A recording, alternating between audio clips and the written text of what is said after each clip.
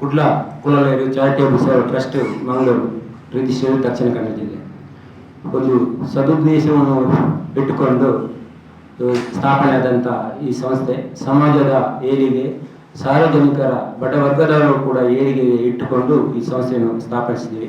ಆ ನಿಟ್ಟಿನಲ್ಲಿ ಇವತ್ತು ನಾವು ನಮ್ಮ ಸಮಾಜಕ್ಕೆ ನಿರಂತರವಾಗಿ ತೊಂದರೆ ಅನ್ಯಾಯ ಅಧಿಕಾರದ ವಿಕೇಂದ್ರೀಕರಣಕ ಮೂಲಕ ಆಗಬೇಕೆಂಬ ನಿಟ್ಟಿನಲ್ಲಿ ನಾವು ಇವತ್ತು ಒಂದು ಪತ್ರಿಕೋಷ್ಠಿ ನಿಮ್ಮ ಎಲ್ಲರನ್ನೂ ಸ್ವಾಗತಿಸುತ್ತಾ, ರಾಜ್ಯದಲ್ಲಿ ಸುಮಾರು 18-20 ಲಕ್ಷದಷ್ಟು ಇರುವ ಕುಲಾಲ ಕುಂಬಾರರು, ದೇಶದಲ್ಲಿ ಸುಮಾರು 9 ಕೋಟಿ ಹೆಚ್ಚು ಜನಸಂಖ್ಯೆ ಇರುವ ಕುಲಾಲ ಕುಂಬಾರ ಜನಾಂಗಕ್ಕೆ ರಾಜ್ಯದಲ್ಲಿ ಇಲ್ಲಿವರೆಗೆ ಲಕ್ಷ್ಮೀ ಸಾಗರ್ ಒಬ್ಬರನ್ನು ಬಿಟ್ಟರೆ ಬೇರೆ ಯಾರಿಗೂ ಒಂದು MLC, ರಾಜ್ಯಸಭಾ, ನಿಗಮ ಮಂಡಳಿ ಯಾವುದೇ ದೊರೆತಿಲ್ಲ. ಸಮಾಜಕ್ಕೆ ಅನ್ಯಾಯ ಆದ ಇದನ್ನೆಲ್ಲ ರಾಜಕೀಯ ಪಕ್ಷದ ಮುಖಂಡರು ನಮ್ಮ ಸಮಾಜದ ಜನಸಂಖ್ಯೆಯನ್ನು ಪರಿಗಣಿಸಿ ಆಯಾ ರಾಜಕೀಯ ಪಕ್ಷದಲ್ಲಿರುವ ಕುಲಾಲ ಕುಂಬಾರರನ್ನು ಪರಿಗಣಿಸಿ ಗೌರವದ ಸ್ಥಾನಮಾನ ನೀಡಬೇಕಾಗಿ ಒತ್ತಾಯಿಸುತ್ತಿದ್ದೇವೆ.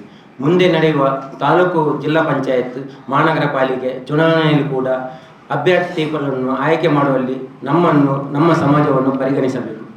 ಅಂತೆಯೇ ವಿಧಾನಸಭೆ, ವಿಧಾನ ಪರಿಷತ್ತು ಹಾಗೂ ಸಂಸತ್ತು ಚುನಾವಣೆಯಲ್ಲೂ ಕೂಡ ಕುಲಾಲ ಕುಂಬಾರರಿಗೆ ಸೂಕ್ತ ಸ್ಥಾನಮಾನ ನೀಡಬೇಕಾಗಿ ಒತ್ತಾಯ ಮಾಡುತ್ತಿದೆ.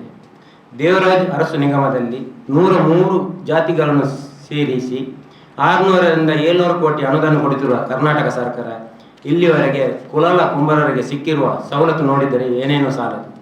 ಈಗಲಾದರೂ ಕರ್ನಾಟಕ ಸರ್ಕಾರ ಪ್ರಾಮಾಣಿಕ ಕುಲಾಲ ಕುಂಬಾರರನ್ನು ಪರಿಗಣಿಸಿ ಕರ್ನಾಟಕ ಕುಂಬಾರರ ಅಭಿವೃದ್ಧಿ ನಿಗಮ ಮೂಲಭೂತ ಸೌಕರ್ಯ ಸೌಲಭ್ಯದೊಂದಿಗೆ ಸ್ಥಾಪಿಸಿ ಅದರ ಒಟ್ಟಿಗೆ 250 ಕೋಟಿ ಅನುದಾನವನ್ನು ಮೀಸಲಿಟ್ಟು ಸಮಾಜದ ಬಡ ವರ್ಗದವರನ್ನು ಆರ್ಥಿಕ, ಶೈಕ್ಷಣಿಕ, ಸಾಮಾಜಿಕ ಅಭಿವೃದ್ಧಿಪಡಿಸಬೇಕಾಗಿ ವಿನಯಪೂರ್ವಕವಾಗಿ ರಾಜ್ಯ ಸರ್ಕಾರವನ್ನು ನಾವು ಒತ್ತಾಯಿಸುತ್ತೇವೆ.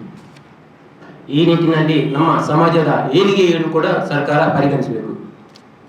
ಪ್ರಾಮಾಣಿಕ ಒಂದು ಸಮಾಜ ಇದ್ದರೆ ಅದು ಕುಲಾಲ ಕುಂಬಾರ ಅಂತ ಎಲ್ಲ ವೇದಿಕೆಯಲ್ಲಿ ರಾಜಕಾರಣಿಗಳು ಮುಖಂಡರು ಹೇಳ್ತಾ ಇದ್ದಾರೆ. ಆದರೆ ಕುಲಾಲರಿಗೆ ಏನು ಸ್ಥಾನಮಾನ ಕೊಟ್ಟಿದ್ದಾರೆ ಅಂತ ಎಲ್ಲ ರಾಜಕೀಯ ಪಕ್ಷದವರು ಅದನ್ನು ಮನ್ನಣೆಗೆ ತೆಗೆದುಕೊಳ್ಬೇಕಂತ ವಿನಂತಿ.